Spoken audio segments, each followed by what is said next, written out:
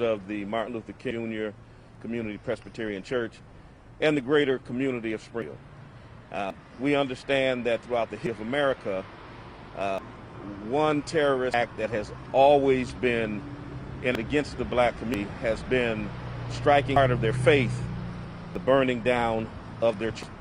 While we understand that these are investigators and it has not been deemed to be a hate crime, the concern in our community should be understandable.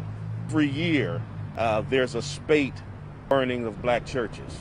It was several years ago here in Springfield when we were raising money to help black churches that were being burned in the South, that a Springfield police officer called my church and mocked my church. In the wake of that, wound up losing his job, and immediately after that, a National Guardsman my church and actually threatened to burn the church. It was right in the city of Springfield. Remember in 2008, of Barack Obama being elected as the nation's first black president, that white supremacists burned down the Mount Church of God in Christ. And so this type of activity has always happened in our community as an act of terror, an act of hate. And while we're not calling this as of yet, it doesn't, it yet and still raises the level of concern. And so what we're here to do is to speak the concerned community, to call for exhaustive and complete investigation, but also we're asking that the powers that be, the mayor, the police commissioner, fire commissioner, proactive steps, safeguard other communities that are nervous in the wake of this. We have a level of racial polarization in our nation. The current president is calling into question the results of the election based upon votes of black people in Philadelphia, Atlanta, Milwaukee, and Detroit. He has followers out here in the community making threats, threatening to do things in D.C. on January 6th. I've been threatened many times by supporters. And so in the climate of racial polarization in our nation, we are very concerned, asking the powers that be to take proactive steps to ensure that our communities are safeguarded, our churches and faith communities are safeguarded, and to do all that they can to interact with community leaders, make sure that that happens. Thank you, Bishop. And I'll just add very briefly, certainly the anxiety that exists within the community. People of faith are on edge. The community's on edge. And they have a right to be on edge. Not saying this is a hate crime. I don't know if it's a hate crime. If it isn't a hate crime, it is, it isn't, it is, it isn't. We don't know. What we do know is that these acts of terrorism exist. And they happen year in and year out, month in and month out. And the black church is always attacked. That's the black community's faith. And if you want to get to the heart of something, you go to the heart. So they're going to heart. And we're just asking the current administration, the police, fire, the federal people, expedite this investigation.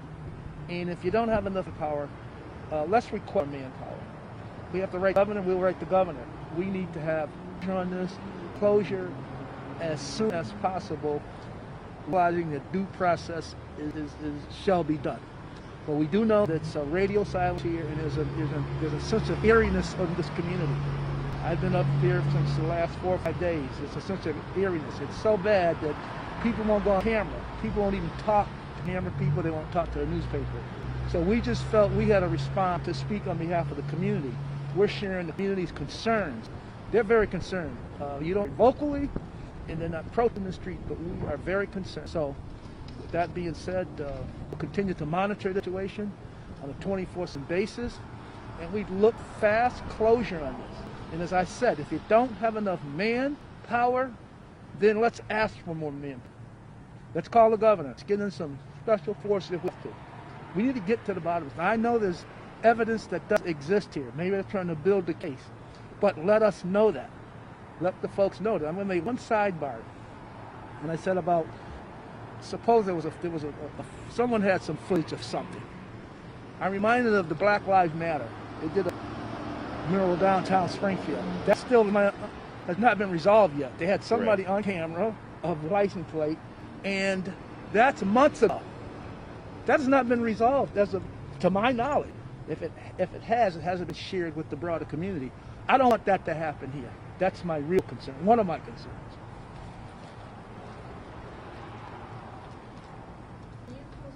Are you concerned of the investigation? And so far today, anyway, publicly, your party, who's basically spoken, said it's just a painstaking investigation, perhaps it's through all the material and good things come. Sure.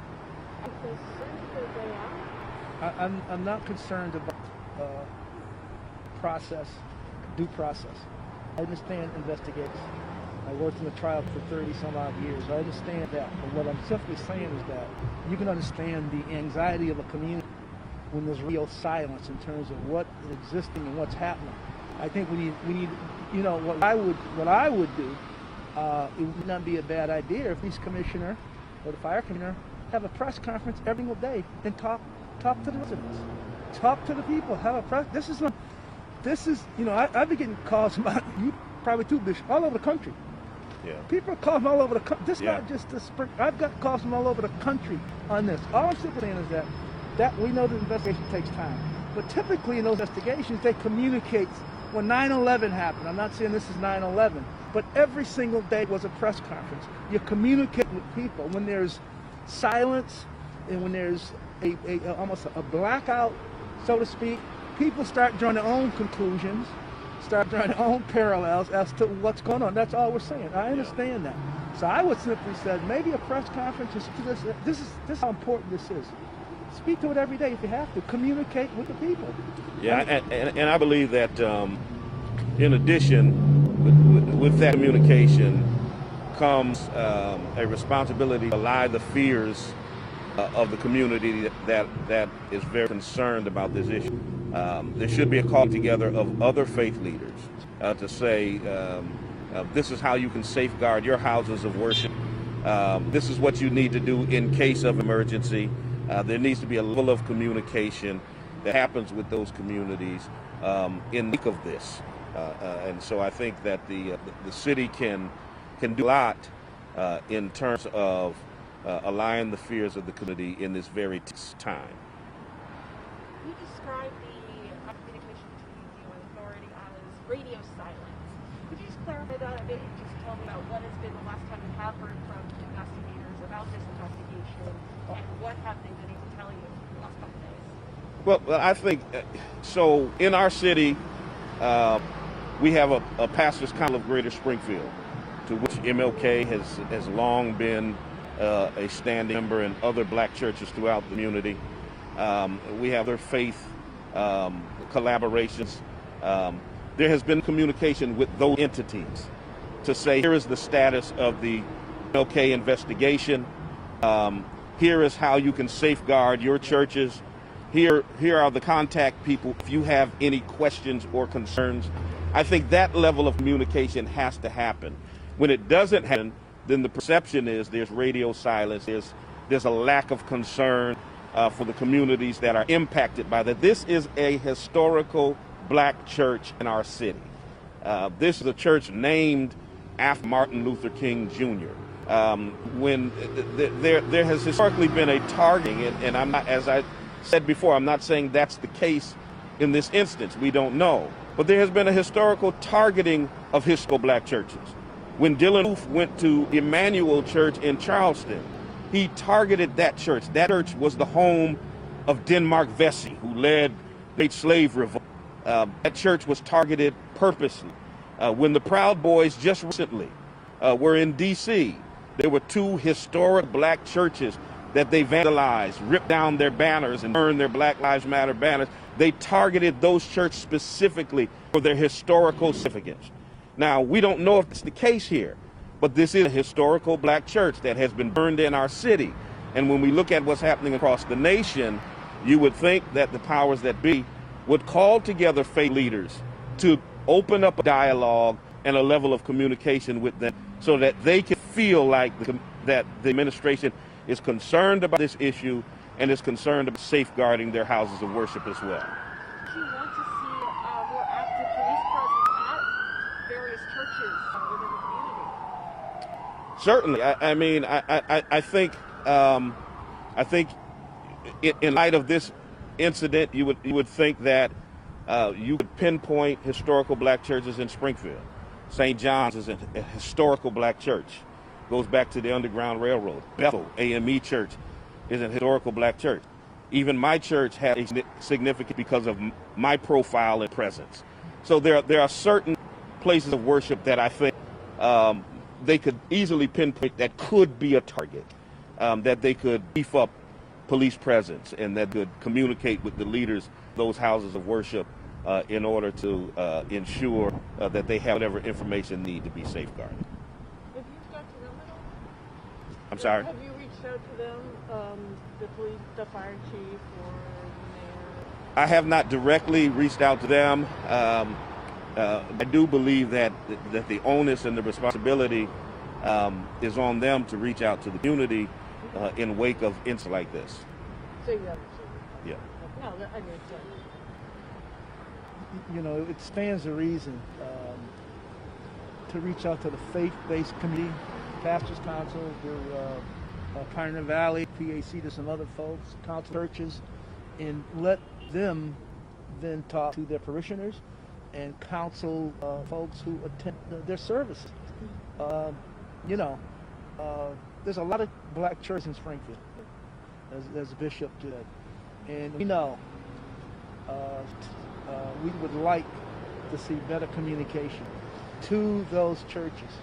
And with that being said, I want to talk to the mayor, maybe tomorrow, maybe New Year's, and just say maybe we'll reach out. Let's do some proactive stuff. Let's reach out to all of the churches in the greater Springfield community, because whether or not you hear them talking about it, it's on their hearts, it's on their minds. They're thinking about it. We know that almost to be a fact. Folks are concerned, as I said, anxious. They just don't know. And with this climate existing in this country now, no, we're not taking anything for granted. you both mentioned that you've received calls from across the country.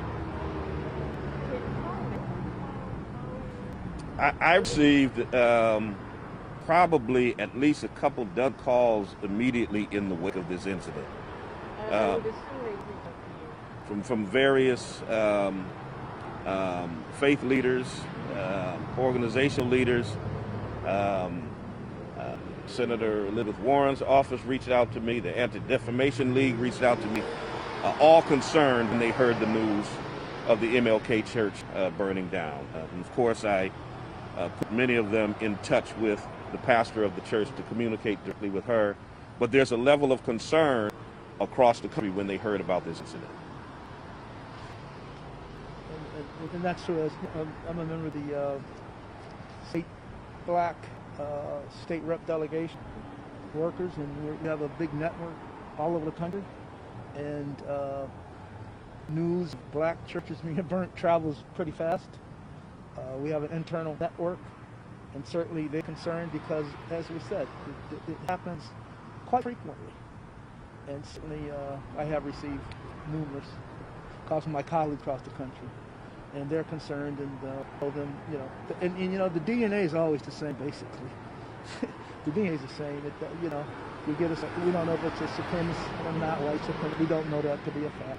But they target churches, and they try to burn down black churches. That DNA has been for a very, very long time, and it hasn't changed. And hopefully, one day, by and by, we'll get to the point where that will change. But they know when they go after our religion, which is the heart of the church, that it doesn't discourage us, because we still move on, we still go on. But symbolically, it sends a message to other folks, and it creates a fear factor. That's the fear. Whether they're burning, whether they're going and shooting up churches, it's to intimidate the community, to intimidate us as a people. We've been through it. We still stand. We're still going to fight. We're going to respond to it. That's my concern. So this is real.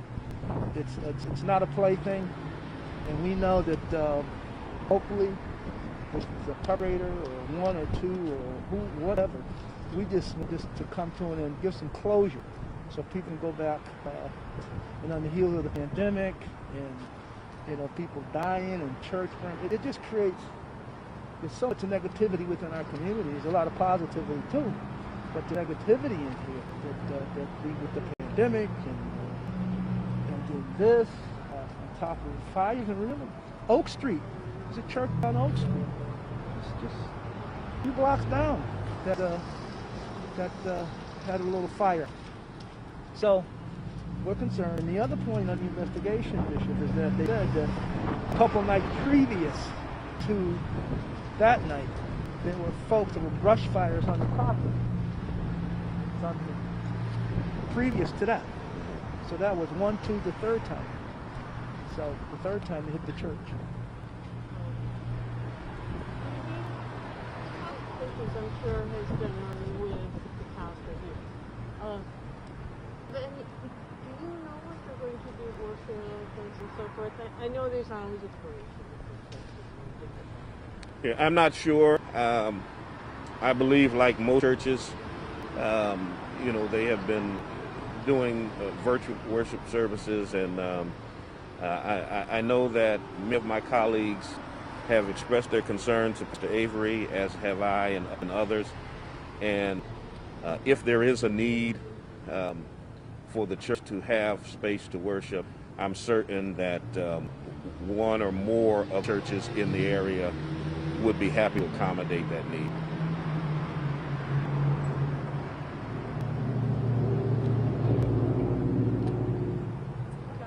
Happy New Year! All right. Same to you. No, thank you guys. Thank you. All right. Bishop, Campy. you're on a 10, right? Huh? You're on. I'll get you about 11. You start at we 10. do a chat at 9.